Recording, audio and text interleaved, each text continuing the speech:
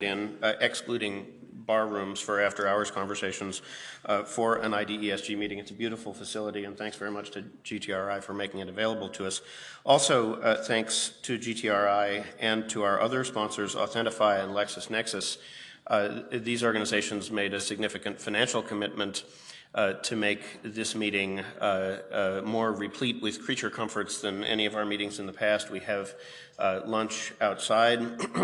Tomorrow morning, for those of you who are here before the meeting, there will be breakfast as there was today. There's coffee, which is, of course, the prerequisite for technological life forms like us, available. And there will be social events this evening. Transportation is provided for this evening's social event, and there will also be a cash bar social event tomorrow evening. So the amenities of the meeting are significantly improved over many of our previous meetings, and again, that's largely thanks to the generosity of GTRI and of Authentify and of LexisNexis. So our profound gratitude for those things.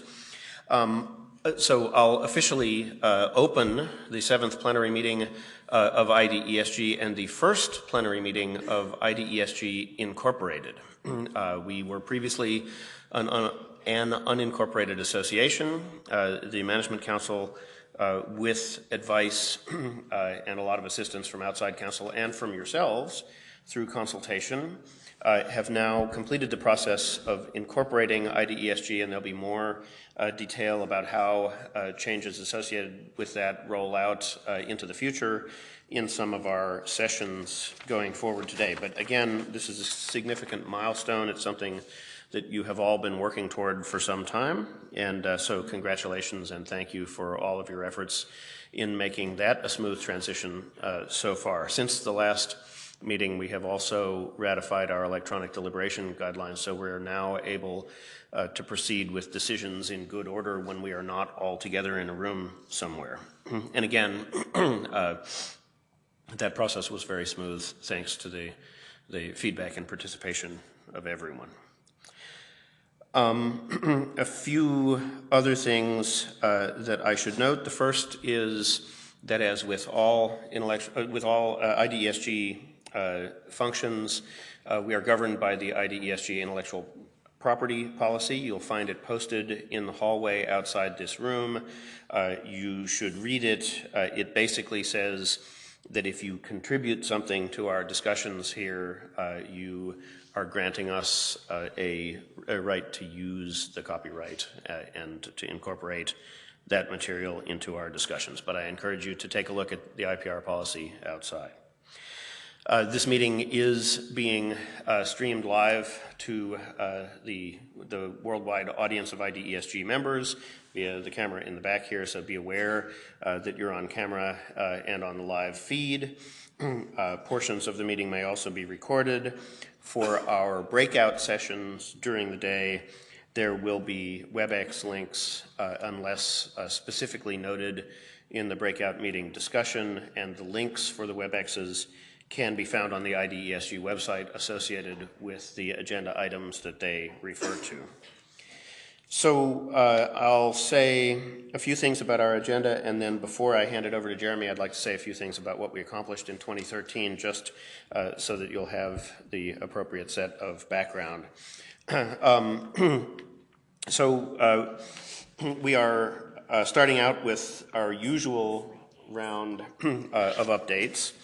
We'll have an update from the NPO. Oh, look, sunrise. We'll have our usual round of updates from the NPO. We are then fortunate to have with us Andy Osment from the White House. The White House, of course, is the source of the initiative that we're engaged in, so it's good to hear, as it were, from the horse's mouth about what's expected of us and how the White House feels it's going.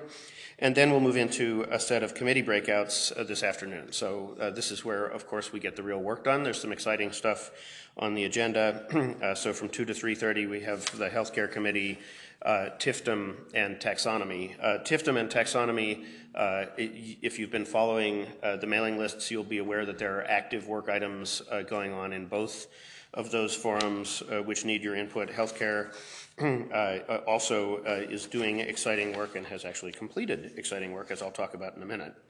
At 3:30, we'll have a break for 15 minutes. Please do go outside and consume the food and drink so generously provided by Authentify and LexisNexis and GTRI. After the break, we will have an update from Peter Brown and Jeremy Grant about what has been going on at the Management Council and Board of Directors. We've just had a fairly extensive meeting of both of those bodies over the course of yesterday afternoon and this morning, and there's a lot to report. And then we will have the Executive Director's report. So Kay Shepard-Cohen has now been designated our Executive Director of the organization. She will be giving an update assisted by Peter Brown and Jim Barnett of the Communications Committee. The Communications Committee has been doing some work both on how we do internal communications and how we communicate externally, and we'll update on that. There will then be the usual chairs meeting and debrief in the boardroom next door from 5:15 to 6. If you're a committee chair, please plan to attend that session. And then there, of course, will be the all-important social hour, which is the clubhouse at the Georgia Tech Hotel and Conference Center. There will be a bus provided to take you to that venue, and I believe the bus will just leave from the front door that you came into this hallway through. And I'm getting a nod, yes. I won't go through tomorrow and Thursday in a lot of detail right now, but I will note that the majority of that agenda is dedicated to working meetings of the committees and of a few birds of a feather sessions, and I invite you to take a look at that agenda and to pick carefully which of those meetings you'll be attending. So I guess the last thing that I want to say before I hand it over is I want to sort of talk a little bit about where we've been. So it's been about 18 months that we've been in existence, and I know that sometimes progress has seemed slow, and maybe not all of the progress that we've been making is perfectly visible to everybody, so I want to give you a recap. So I guess the first thing that I want to point to is the first thing that we did officially as a body, and that is the adoption of a risk-based privacy evaluation methodology, which has now been applied a couple of times by the Privacy Committee to various products that other committees in the organization have put together. It's a pretty unique artifact, and if you haven't studied the privacy evaluation methodology, it's worth doing that and taking a look at it and comparing it to some other artifacts that are out there. I think you'll find that it is an interestingly sophisticated instrument. We also had the Policy Committee complete a survey on what sorts of incentives might induce people to, for example, apply for a trust mark to be a trust framework provider or otherwise participate in an identity ecosystem. The International Coordination Committee completed a catalog of international identity framework efforts, which is also available. The version 1.0 of the taxonomy, which the taxonomy will grow horizontally over time. Individual definitions hopefully won't grow, but there'll be a lot more individual definitions as we go forward. But the very first version of the taxonomy document is now in Privacy Committee review. So that, congratulations to the working group that's been working on taxonomy. There's also a set of use cases which are nearing completion, and that is largely as a result of the Standards Committee, the Security Committee, and a variety of other collaborators. The committee chairs as a body have now populated a dashboard of work items which characterize the set of activities that we're involved in as an organization. We have now for, I guess, about 3 months been using that dashboard to run the regular chairs calls and to update status on work items, to figure out what work items need to come before the Management Council and the Privacy Committee for review and before this body for approval. So that dashboard is really productively helping with the work of the organization. One of the things that we talked about this morning was opening up the chair's meeting periodically to the membership so that all of you, not just your committee chairs, but everybody in any of the committees can get a sense of what stage all of these items of work are at and how they're being coordinated among the committees. That's as part of our communications activity. There's a very interesting document which has been completed by the Trust Frameworks and Trust Marks Committee. By completed, I mean a draft has been produced and it is being discussed here. It's the Interim Identity Framework draft, and it tries to give sort of form and substance to the work product that we will eventually be producing via all of the actions in the dashboard. It'll be a fascinating discussion. That discussion will start in the first of our committee breakouts, and if you haven't read the document, it would probably be a good idea to take a look at it, but it would also be a good idea to attend that session and familiarize yourself with how the conversation is evolving. It would be fair to say that almost everything in that document is at the current time controversial, which makes the discussion lots of fun and also very productive, right? Because this is where the diversity of the community really becomes important. It's important to get everybody's input into this. And finally, the Healthcare Committee, through discussions with NIST, managed to reconcile the credentialing requirements for hospitals which accept Medicare with the NIST 863 levels of assurance. And that's a non-trivial achievement. It means that we have a single set of credentialing assurance requirements which will be applied to medical professionals and also to other people in government service. So it's the beginning of a simplification of the identity environment. So that's actually quite a lot to get done for a brand new organization which was, sort of still bolting the wings onto the plane as it flew. So I think you should maybe take a few moments to congratulate yourselves on having gotten that work done. We're at an important transition point right now. We'll be opening the call for nominations for our next round of officer elections tomorrow. We have just completed incorporation. We have got our work item list ready. It would be possible to sit back and take a breath and relax at this point. That's the wrong thing to do. I think we should congratulate ourselves, but there's a lot more work to be done. It's very, very important work. It's an exciting time to be involved in it. So I think what we ought to do is we ought to, take a few moments to be happy and then use that to energize us as we go forward with 2014's activities. And we'll have some discussion of that a little bit later in the program. So without further ado, I will hand it off to Jeremy Grant, Director of the NSTIC National Program Office, for his update, and then to introduce Andy Osmond. Jeremy. Thanks, Bob, and hello, everybody. I actually just talked to Andy. Given that he's got to catch a cab to catch a flight back to Washington, we're going to flip the order of speaking to have him speak first, and then I'll provide some thoughts on the MPO. So I'm real excited to introduce my friend, Dr. Andy Osmond. He's somebody who's worked on cybersecurity. Got his bio on my BlackBerry.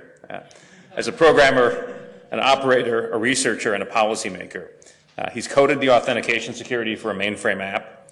He's built a custom host-based intrusion detection system that caught the intruder the first night he ran it. I didn't know that. He's developed national security policy, and he's had his own personal website hacked, which was a bit embarrassing. Currently, he's the Senior Director for Cybersecurity in the White House and one of two deputies to the Cybersecurity Coordinator, Michael Daniel, who I think some of you have heard from before at a previous plenary. At the White House, Andy leads a team to develop national policy and coordinate federal cybersecurity efforts in the areas of critical infrastructure protection, legislative proposals, executive branch security, privacy and civil liberties, information sharing, and incident response. And in a previous stint at the White House, as I think many of you know, Andy led the effort that actually developed the NSTIC. So in many ways, this is all his fault. So I'm really excited he was able to take some time to come down here to Georgia today to talk a little bit about how he sees things developing and also help frame some of what we're doing within the steering group within the broader context of what the administration is driving on cybersecurity. So without further ado, I will give you Andy.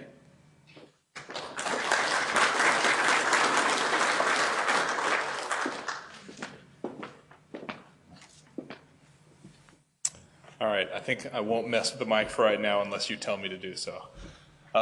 Good afternoon, everybody. First, let me say it's great to be back at Georgia Tech. I was an undergraduate here, and I was here when there was a Presidential Commission on Critical Infrastructure Protection under the Clinton administration, and that's what got me interested in cybersecurity. So for me, this is where it all began, and I'm very glad to be back. Now, one of the goals of the IDESG is to be an open and inclusive environment. And so I am sad to say that that does mean that University of Georgia graduates are welcome here. That's possibly the first time that's ever happened in a Georgia Tech institution, and so we're feeling a little bit nervous about that. I don't see anybody raising their hands, so maybe we don't actually have any. So GTRI, I want to thank GTRI for hosting this meeting. You know, GTRI both hosted the meeting and won an INSTIC pilot. I think that's a great example of the leadership we need to achieve the goals that we set out when we wrote the National Strategy for Trusted Identities in Cyberspace. So thank you to GTRI and to all your hard work and for your help in hosting this meeting. I think that also highlights how awesome Georgia Tech is. Just going to put that out there. And I'm further going to note that Bob mentioned that the previous name of GTRI was the Engineering Experiment Station. I think that is a way cooler name. So if there's any branding discussions, I'd consider going back. So not too long ago, I served as the project director for drafting the INSTIC. And it's amazing to me how far we've gone in the few years since we released the document. Now, I've talked to a bunch of you, and some of you are frustrated, and we haven't gone as far as you'd like, and I recognize that, and we can always move faster. But I think it's also important to highlight this is a very tough set of problems. And we knew it was a tough set of problems when we were drafting the strategy. It's not our job to tackle the easy problems, and that's why we're all here. So I want to congratulate you all for the hard work you've done and for the effort you've put into this, the IDESG and implementing the INSTIC. So today I want to provide a brief overview of some of the administration's cybersecurity priorities and our current thinking, and talk about how the INSTIC relates to those priorities. So from the White House, we're focused right now on 4 significant risks to the nation. And these are not in any particular order. Attacks against critical infrastructure, traditional espionage, economic espionage, and by that I mean cyber-enabled economic espionage, espionage on behalf of a nation's companies, for example, and threats to the freedom, openness, and interoperability of the internet. So the first 3 of those are obviously enabled by technical attacks. And one of the commonalities that we see when we look at those technical attacks, so many of them are enabled or involve some weakness in authentication technology. So the INSTIC directly tackles those first 3 risks that we're particularly concerned about. I think in a more interesting way, perhaps, the INSTIC also addresses that 4th concern, threats to the openness and interoperability and freedom of the global internet.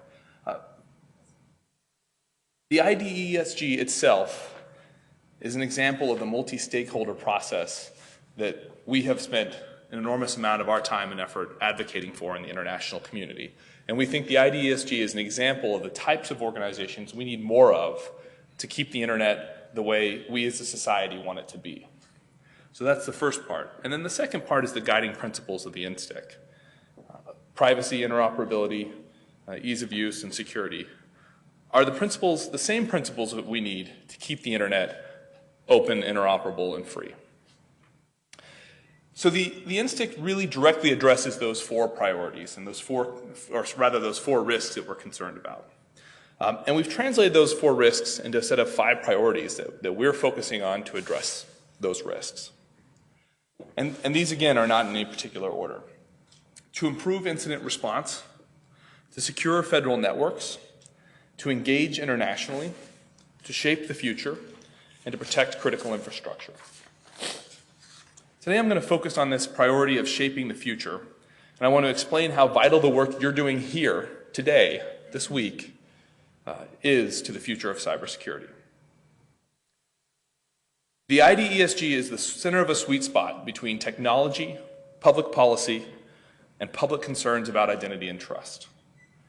We have to make progress against all 3 of these areas. And so when we included this idea of a steering group in the IDESG, we did it because we knew an open partnership between government and the private sector was the only way to successfully achieve the vision of the IDESG. We also knew it wouldn't be easy.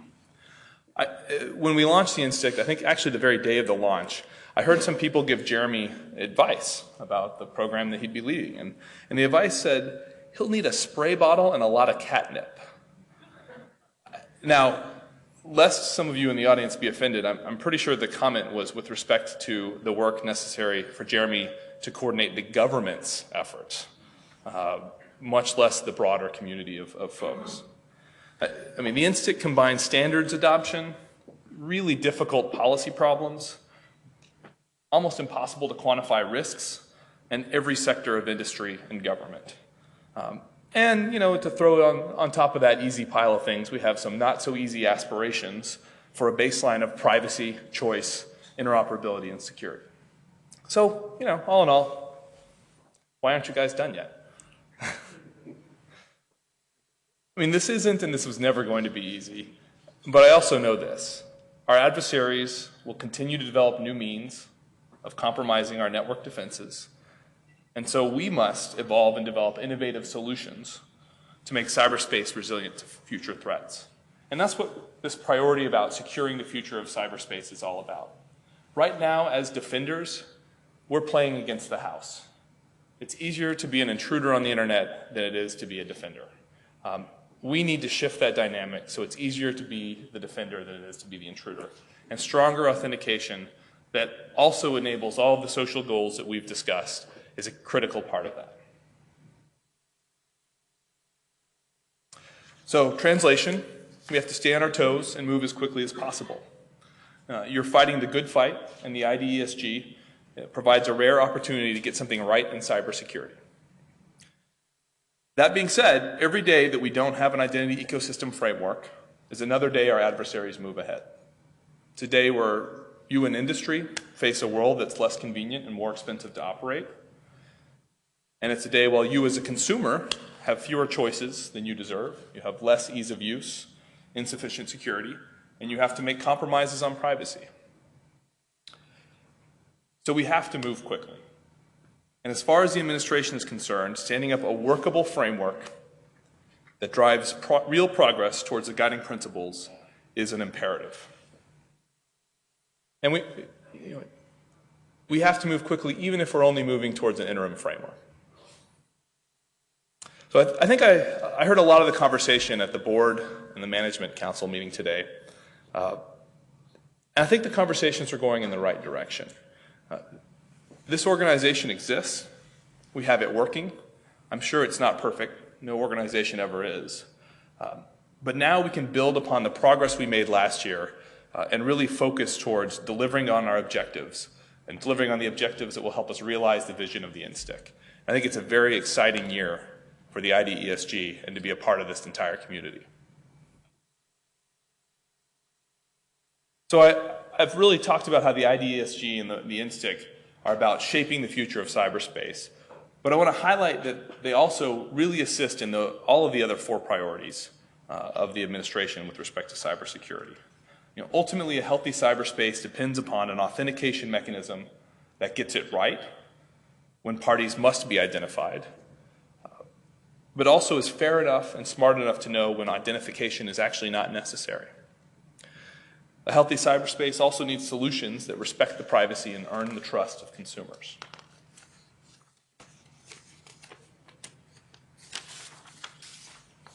The administration entrusted the IDESG with this mission, and you in the IDESG are actively shaping this future. So it's essential that the IDESG is successful in developing policy, adopting standards, developing a framework, and maintaining accreditation and certification processes to ensure service providers get it right. And then specifically on administration policy of engaging internationally, I want to highlight that the international perspective was really a key part of the IDESG and has been well reflected in the work of the IDESG. Let me emphasize that we should look at our projects, whether they're US, EU, or elsewhere, and do what we can to align our work around common priorities, while respecting and understanding each other's autonomy over project funding and governance.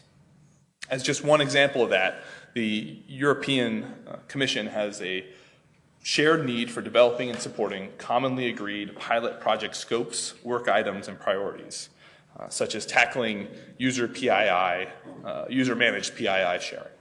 So those are areas where we can work effectively with international partners and really make this broader than a national effort. With respect to the priority on critical infrastructure, the President announced an executive order at the last State of the Union on improving the protection of critical infrastructure. And the IDESG complements, I'm a roamer when I talk, and so but I'm conscious that when I roam away, I get a little quieter. So that's just a little dynamic sound for you guys to keep you engaged. For folks online, I apologize. I'll stay closer to the mic. We really think that the IDESG complements our work on critical infrastructure. So let me tell you a few things about that executive order and then tie it back to the IDESG. So the order focuses on information sharing, privacy, and the adoption of cybersecurity practices for critical infrastructure. In support of that effort, NIST, where in fact the NPO resides for IDESG, NIST is convening industry and other stakeholders to develop a voluntary framework for best practices for reducing cyber risks and will raise the level of cybersecurity across U.S. critical infrastructure. Now, I've spent a lot of time talking to critical infrastructure owners and operators, and in general, I think they've been very happy with the drafts of the framework that have been released. And when the final framework is released in a few weeks, I think they'll be quite happy with it. Some owners and operators have already begun leveraging the framework, whether it's to communicate risks internally or to unify the previously disparate standards that they were applying to their systems. But what I want to highlight here is that identity is a fundamental component of all cybersecurity efforts. And the successful implementation of the IDESG is itself critical to any cybersecurity initiative. And that includes NIST's cybersecurity framework for critical infrastructure. And as standards and work from bodies like the IDESG progress, we hope they can become a part of the NIST cybersecurity framework and be formalized as industry best practices and other frameworks and best practices. Now, as part of this executive order, DHS is in the process of establishing a voluntary program, and this program will be to encourage and support industry in their adoption of the NIST cybersecurity framework. As we've worked on that, we have worked on incentives that we could offer the private sector to adopt that NIST cybersecurity framework. And the government, different agencies, Commerce, DHS, and Treasury, did an incentives report and came up with some high-level buckets of incentives that the government should be focusing on. And those are insurance, grants, process preference. In other words, if there's some process with the government that you're already engaged in, we could prioritize you if you adopt what we're encouraging you to adopt. Liability limitation, streamlined regulations, public recognition, sounds kind of like a trust mark, rate recovery, and cybersecurity research. Now, even as we were doing that work with a focus on the executive order, the policy committee was doing some work on incentives, and I've seen their draft findings, and they address a number of those items above. And I'm really encouraged that the policy committee did that work, and I'm also extremely encouraged that they seem to align so well with that work we were doing in another context. What I'll tell you is from our perspective, from the government side, this is ongoing work. Incentives are really hard. If the government had a cupboard full of really great incentives that we're ready to offer, we'd already be out there deploying them. So this is something we're really having to do some work on. We're trying to work with the Congress and get better tools to incentivize the adoption of cybersecurity standards. But I do want you to know that we are working actively on incentives. We appreciate the feedback of the policy committee, and we hope both the policy committee and the IDESG as a whole continue to help influence our work on incentives, and particularly with your focus on insurance and liability and federal procurement practices, among many other ideas. So a word about the NPO. You know, when we finished the strategy and we were looking at standing up the NPO, we knew we needed it. The White House is too small to really be able to house the support for the NSTIC that we wanted to have. But I have to tell you that personally, after working on the strategy for many months, letting somebody else take charge was tough. And then we found Jeremy Grant. And I have to say, I think he is the perfect person to be leading the NPO. And I'm personally incredibly grateful that we were able to persuade him to leave the private sector and join us in government. I'm pretty sure it's the high pay and luxurious working conditions and the lack of red tape and incredible flexibility of government that really drew him in. But thank you, Jeremy, for the great work that you do. I will note that you have since hired away one person from our office, and that I don't appreciate. We're keeping an eye on you for that. More seriously, I want to emphasize how important the NSTIC, the NPO, and the work of the IDESG is to this administration. We've worked each year to get the NSTIC funded, which I think underscores our commitment to the strategy. This year we worked to try to raise that funding. Unfortunately, it's a tough budget environment, and the omnibus bill released last night by the Congress does not include an increase for the NPO and the NSTIC. It does maintain the same level of funding. So while we were pushing for more, I think it's an incredible statement of congressional support in this context to have kept the same budget this year in the context of an environment where the Department of Defense, for example, is facing cuts that they haven't seen in a generation. But our support is more than just funding. The federal government also has to do our part, frankly. We have to ensure that our online services make use of the secure, privacy-enhancing credentials called for in the NSTIC. We have to direct the federal government to be an early adopter of NSTIC-aligned solutions.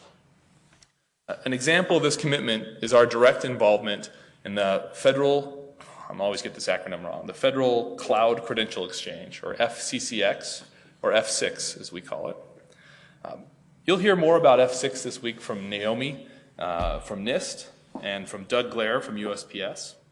Suffice it to say that the White House looks forward to the day when a veteran, a taxpayer, and a university student can have one credential to access all the services they need from the Veterans Administration, from the Department of Education, and from the IRS. F6 will launch later this year with Veterans Affairs and NIST taking advantage of the new service. And then the White House is going to continue to lead efforts to bring on board other agencies to take advantage of that service. We also remain committed to directly engaging with the IDESG. Michael Daniel, the cybersecurity coordinator, spoke to you last year. I am thrilled to be here this year, or rather at this meeting. And so we're going to engage directly with the IDESG as I am today. We're going to continue to support funding for the NSTIC.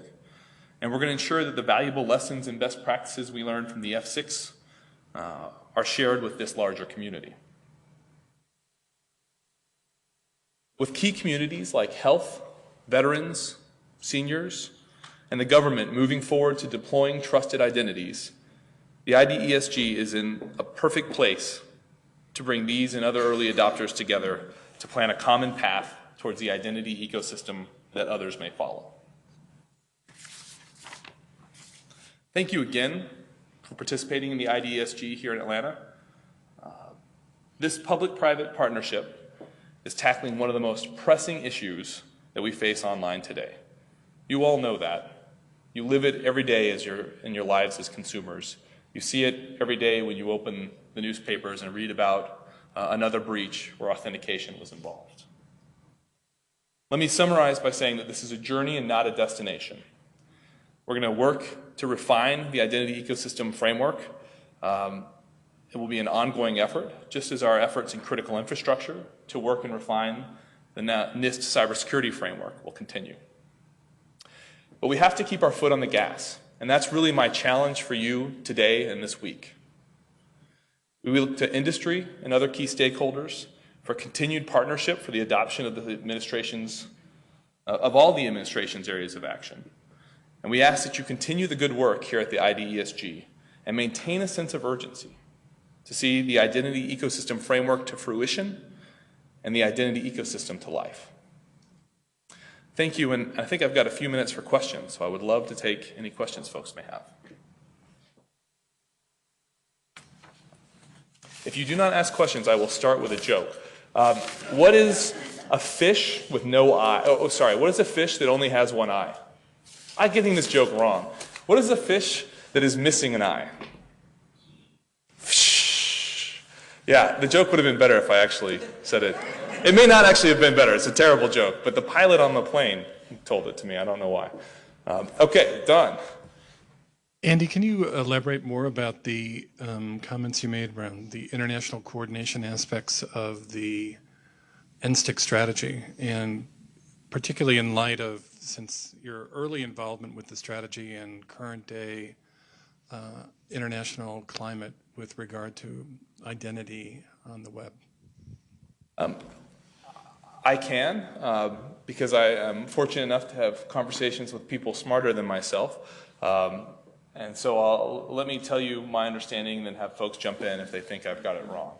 But one of the challenges of this effort or the European Commission efforts or other national-led efforts is, from government's perspective, just the sheer mechanics of aligning the funding we spend on things with other governments is really quite difficult.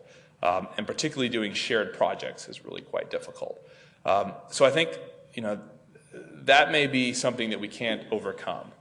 Where there are spaces, I think, for better collaboration are where we say, well, we're not going to try to fund the same things, but we're going to try to align our goals so that we fund complementary efforts and potentially put the requirements in so that the efforts we fund are in fact required to work with or collaborate with other international efforts. And I think that's even more important in the environment we find ourselves in. Groups like this and efforts like this, with a strong focus on privacy, with a strong partnership between the public and private sector, and with the stakeholders that sometimes feel like they get missed out in the label of public and private partnerships, that feel like they don't necessarily fit neatly into one of those labels. When we have groups like this that combine all those different stakeholders, that's what we need for the internet that we all aspire to have. And to keep the internet that we have today. So I think it's even more critical that we really double down on these efforts in a tougher international climate.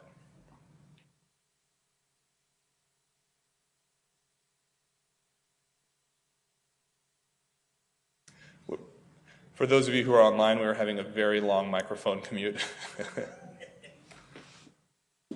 Hi, Andy. If you could imagine before the end of the year a press conference at the White House announcing a major success and breakthrough as a result of work from the IDESG, what would you like to see that be us delivering?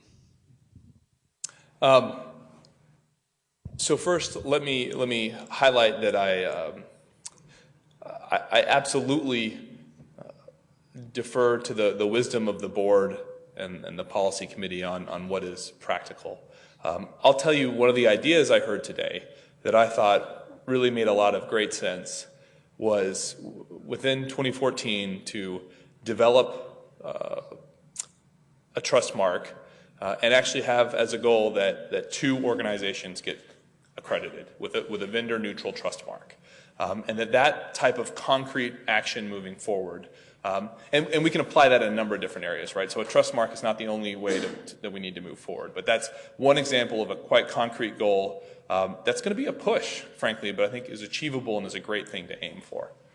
That being said, I'm conscious that the board and the policy committee see this day in and day out in a way that I don't. So I do absolutely defer to y'all's wisdom.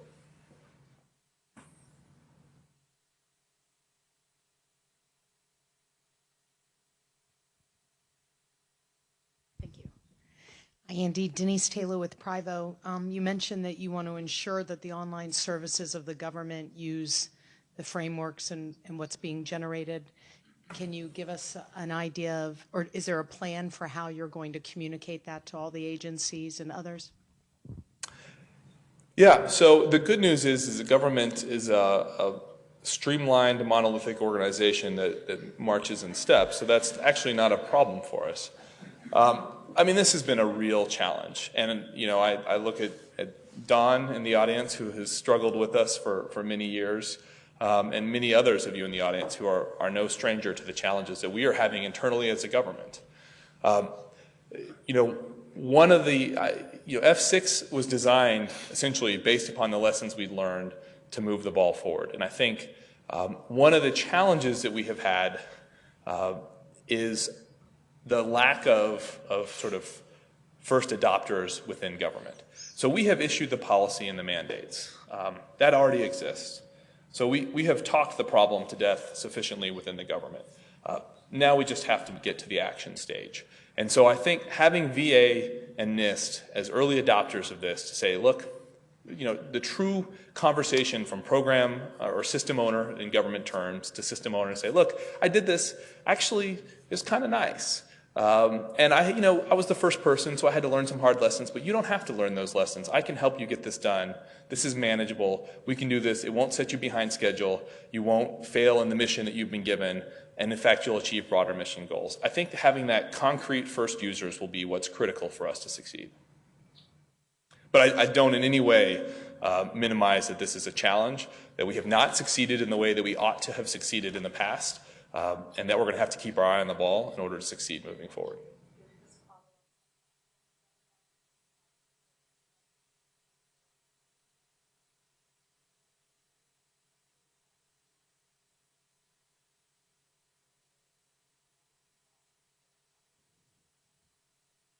Can you repeat that for the web, please?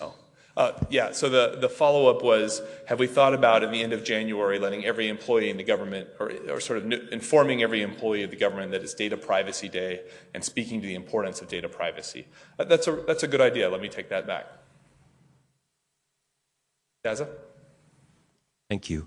Daza Greenwood from MIT. First of all, thanks again for the leadership that's made this possible so far. You spoke at the beginning of your remarks about the importance of what you refer to as the identity ecosystem framework, which is some of the jargon from the NSTIC strategy. It relates to the policies and standards and like the outputs that are intended from this group, this IDESG steering group. Could you speak a little bit more about why you felt that was so important, and especially how does it relate to the priorities now going forward with, there's going to be a cybersecurity major statement coming out of the administration soon. I think there'll be some sort of statement in the aftermath of the Snowden recommendations, and there's a bigger canvas here at work that this group is intended to play a part in. And I was hoping you could just give us a little bit more context as we dive into our work here about what part it's hoped that we might play and how it fits. Thanks. Well, that's an easy one, so that should be fast. That is actually, as most of these are, a tough challenge. Let me actually sort of start with a distinction that I think is important but subtle. You mentioned that there is news media have reported that there will be a major speech about the Snowden or unauthorized disclosures that occurred in June of this year. I do not view that issue set to be cybersecurity. It certainly impacts cybersecurity. It certainly has some crossovers. But I view that to be a broader societal discussion, in part about intelligence, that has overlap but is distinct from cybersecurity. And so I think it's important to have that context in mind if that speech should occur as you listen to it. That being said, you said in this context, how does the identity ecosystem framework fit in? And I'd say it fits in, really in the ways that I just highlighted. In the sense of, one, we know that we have to make the mechanics of the internet more secure. We have to do it in a way that improves individuals' privacy, but also in a way that works with industry. All right, and nothing is going to be real here unless it also works for the people in this room who represent corporations. So we have to balance their interests with the interests of consumers, and we think that authentication and identity offer ways of doing that with new technologies that help us achieve goals that weren't achievable before, so that rather than have to really deal constantly in the tensions, that we can have win-wins for everybody. That's a bold aspiration, and I think it will be tough to get there. But even as we do that in the sort of technical sphere, I think how we do it matters just as much. And that's one reason I really highlighted the role of the IDESG as an exemplar for what we're trying to do to keep the internet open, free, interoperable, and really a sort of multi-stakeholder conversation. The U.S. has been a participant in a number of international negotiations where there are other countries that want the internet to be a state or a nation-state governed space rather than a multi-stakeholder governed space. And that's not what we believe. And that's not our position, and that we've spent quite a lot of effort really pushing back on that concept. And to successfully push back on that concept, we have to have examples of multi-stakeholder efforts that are successful. And I think we do have. We have wonderful historical efforts. We have organizations like the IETF that have done a great job of making the internet work behind the scenes in a sort of meritocracy of engineers. And I think the IDESG is also a great example of exactly that type of governance that we need. So it's not just the product that you're doing that is an important part of our vision for the future, it's how you're doing it. And I can't emphasize that enough. Okay, I'm afraid that's all we have time for. I greatly appreciate the attention from the audience. Thank you guys very much. And as I said, keep your foot on the gas, and let's really try to make some progress in the next few days. Thanks very much.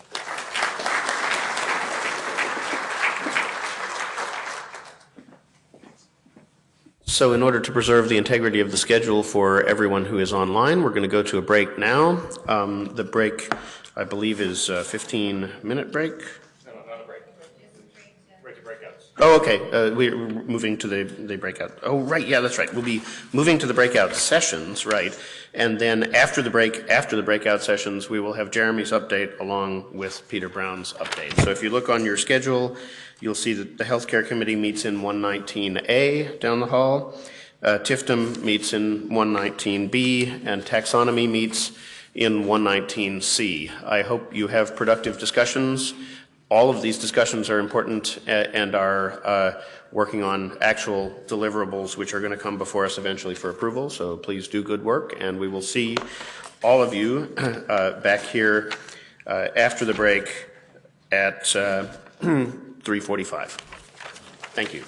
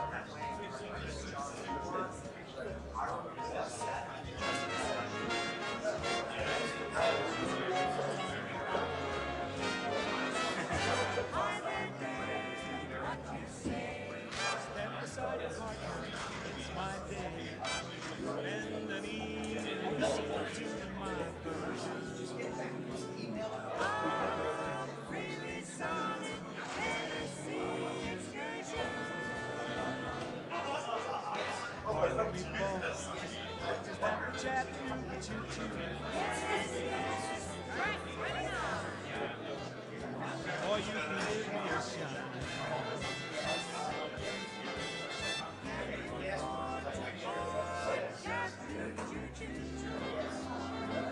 I've got my fare and just a trifle to spare.